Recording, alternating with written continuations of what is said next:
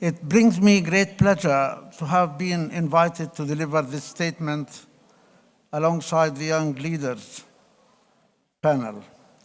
I feel very strongly about this important demographic who we all rely on for advancement of our society.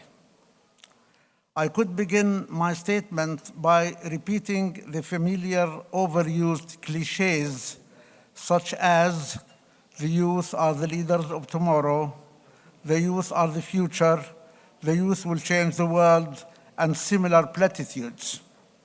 While these cliches may indeed be true, I believe our young people, 1.8 billion of our world's population, deserve deeper acknowledgement and scrutiny than being reduced to a series of cliches. We live in a very different and fast-changing world today.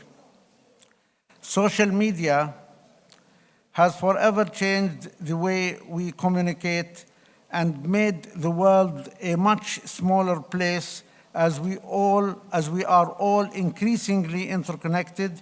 Yet, despite this increased interconnectivity, we also live in a world faced with enormous social challenges. 1.8 billion of the world's population are youth aged between 10 and 24, the most interconnected generation of all times. We also live in volatile times, rife with instability and conflict.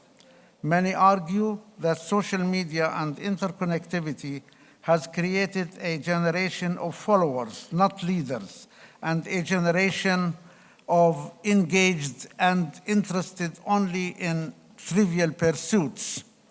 Today's youth is often accused of being too engrossed in following social media and in self-absorption to be leaders. But social media has been used by young people all over the world to lead, to make change, and to hold their seniors to account. In Myanmar, for example, social media has been used to fill the void of the government in fighting hate speech. In the Middle East, the Arab Spring began in social media and helped youth organize an unprecedented revolution that started in Tunisia and spread to Egypt, Libya, Yemen, Syria, Bahrain, and the other Middle Eastern countries.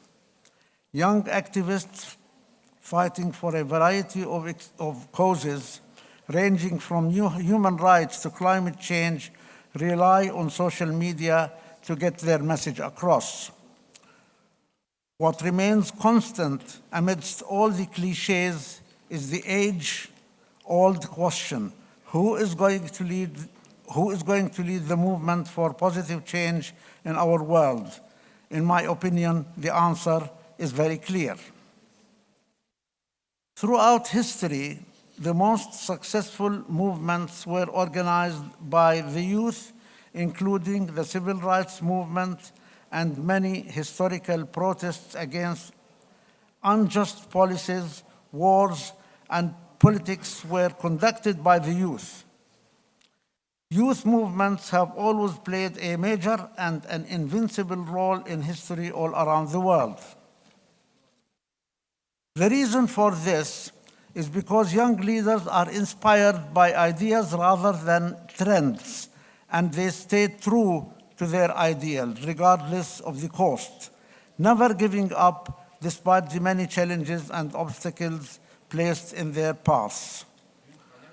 The same idealistic attitude that often earns them a bad reputation is precisely what makes them good leaders.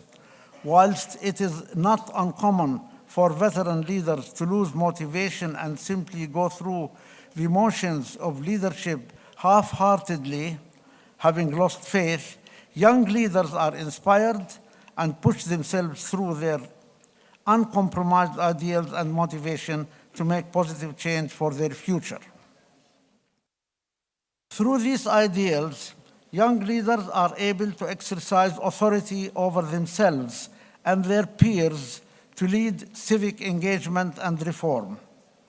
Much lies on the shoulders of youth leaders because it is they who will lead change and pave the way for a brighter future. This can be seen in youth movements all over the world. In Jordan, for example, youth leadership is emerging as a significant movement. This is inevitable in a country where the majority of residents are aged between 15 and 35. The future of an overwhelmingly youthful population can only be led by its own youth. This couldn't be more evident than when Jordan's 23-year-old Crown Prince Hussein, the son of our king, gave a resounding global speech at the United Nations General Assembly, taking it upon himself to address world leaders and remind them of their duties and responsibilities, addressing his peers and calling on his fellow youth to take ownership and the future into their own hands. Crown Prince Hussein introduced himself as an advocate of the largest generation of young people in the world. He's an example of someone for whom youth empowerment is very important, because without it, his country cannot thrive. In today's world, the tables have turned. Patriarchal societies can no longer thrive.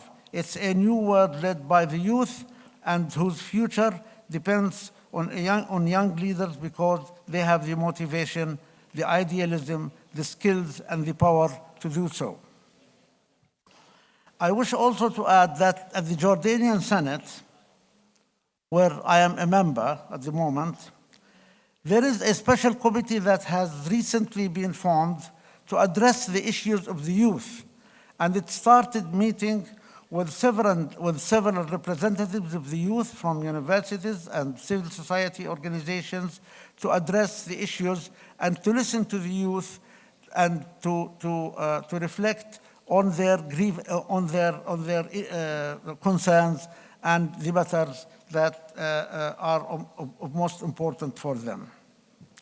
The global youth movement is yet again gaining momentum all around the world. Marches, youth-led revolutions all over the world are becoming the norm. In some Asian countries, young girls have led their own movement against the practice of child marriage, demanding their right to attend school in safety and not to be forced into underage marriage. They have defied their parents to fight for their rights and freedoms. In India, for example, young people have been fighting against child labor through youth-led movements, and similar stories can be found all around the world as the youth movements gain force. In the Middle East, the powerful force of the Arab Spring and its associations with social media has had a dramatic impact on our region as well. In the United States, it is the youth that is leading the movement against gun violence because it is they who are most affected by this violence. After the Parkland School massacre on February 14, 2018, a group of students, amongst them survivors and some as young as 11-year-old, galvanized by the tragedy of the massacre, took complete change in organizing the March for Our Lives, an anti-gun violence event in Washington, D.C. that was emulated in hundreds of towns and cities across the globe. To push forward their movement entitled Never Again, they began contacting politicians to advocate legislative change. They are challenging and taking on the government and holding their government responsible for the safety of children's lives. These kids are holding their politicians accountable and taking power over who they vote for in order to safeguard their lives and future. According to these young students, their politicians have failed to control gun violence, failed to protect them, failed to safeguard their generations, so it is up to them to take matters into their own hands and ensure it never happens again. And similar stories can be heard all over the world, young people mobilizing, taking matters into their own hands to make positive changes for a better future and a better world. Far from being pathetic, young people are challenging their governments, holding them accountable, and demanding change.